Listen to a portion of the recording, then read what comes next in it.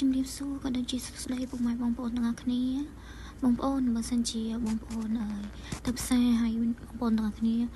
ទិញបានផ្កាស្រស់បែបនេះអ្នកទាំងអស់គ្នាបងប្អូនទាំងអស់គ្នានឹកឃើញចង់ធ្វើម្ហូបអីដែរសម្រាប់ខ្ញុំមុខម្ហូបដែលខ្ញុំនឹកឃើញមុនគេនោះគឺបង្គាអប់អំបិលម្ទេសបងប្អូនទាំងអស់គ្នាមុខម្ហូបមួយនេះអាចញ៉ាំជាមួយភេសជ្ជៈក៏បានញ៉ាំលេងក៏បានញ៉ាំជាមួយបាយក៏បានហើយវិធីធ្វើរបស់មុខម្ហូបមួយមុខនេះក៏អត់មានអីពិបាកដែរអ្នកទាំងអស់គ្នាអញ្ចឹងកុំឲ្យខាតពេលវេលាយូរខ្ញុំនឹងបង្ហាញពីការធ្វើមុខម្ហូបបង្គាអប់អំបិលម្ទេសរបស់ខ្ញុំបានដាក់ឆ្នាំង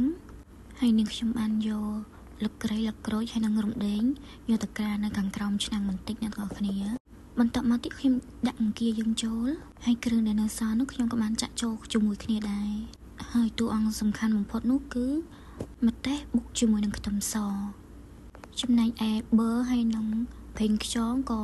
សំខាន់ដែរអ្នកទាំងអស់គ្នាព្រោះវាអាចធ្វើឲ្យមុខម្ហូបមួយមុខនេះមានរសជាតិកាន់តែឈ្ងុយហើយឆ្ងាញ់ផងដែរបន្ទាប់ពីបានលាយគ្រឿងក្រៅបាន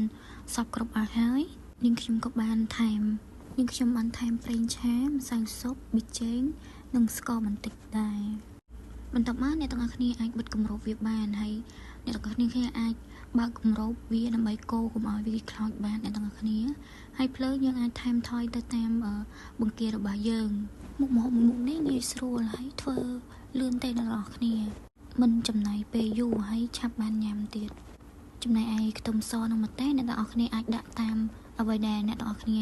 ចង់បានចង់ហឹរតិចហឹរខ្លាំងដាក់តាមចំណង់ចំណូលចិត្តបងប្អូនទាំងអស់គ្នាក្នុងវីដេអូនេះខ្ញុំអាចដាក់ច្រើនព្រោះដោយសារតែអ្នកផ្ទះរបស់ខ្ញុំគឺគាត់ចូលចិត្តញ៉ាំម្ទេសគ្រប់គ្នាឥឡូវនេះយើងក៏លេងមកមើលបង្គាអប់អំបិលម្ទេសរបស់យើងគឺចាប់បានឆ្អិនហើយខ្ញុំក៏មានតសក់ហើយនិងសាឡាត់សម្រាប់បន្ទាប់ញ៉ាំជាមួយគ្នាផងដែរសម្រាប់បន្លែនេះអ្នកទាំងអស់គ្នាអាចញ៉ាំជាមួយបូកូទូចក៏បានដែរវាអាស្រ័យទៅលើចំណង់ចំណូលចិត្តរបស់បងប្អូនទាំងអស់គ្នាបន្ទាប់ពីឆ្អិនរួចរាល់ហើយអ្នកទាំងអស់គ្នាកុំភ្លេចរោយលឹកខ្ទឹមបន្តិចផងអ្នកទាំងអស់គ្នាដើម្បីឲ្យមានរសជាតិឈ្ងុយហើយក៏អាចបន្ថែមសម្រស់ឲ្យមុខម្ហូបរបស់យើងមើលទៅកាន់តែទំនងផងដែរឥឡូវនេះមុខម្ហូបរបស់ខ្ញុំបានឆ្អិនរួចរាល់ហើយសម្រាប់បងប្អូនដែលមានរបៀបធ្វើខុសប្លែកពីខ្ញុំអ្នកទាំងអស់គ្នាអាចចូលមកខមមិននៅក្រោមវីដេអូនេះបានដើម្បីចែករំលែកពីវិធីធ្វើទាំងអស់គ្នាហើយបងប្អូនពេញចិត្តវីដេអូមួយនេះបងប្អូនទាំងអស់គ្នាកុំភ្លេចចូលទៅ follow page នាងខ្ញុំម្នាក់មួយផងណាអរគុណច្រើនជំរាបលាអរគុណសម្រាប់ការទស្សនាពីដើមរហូតដល់ចប់ជាចុងក្រោយអញ្ជើញពុកម៉ែបងប្អូនទាំងអស់គ្នាមកមើលសម្រស់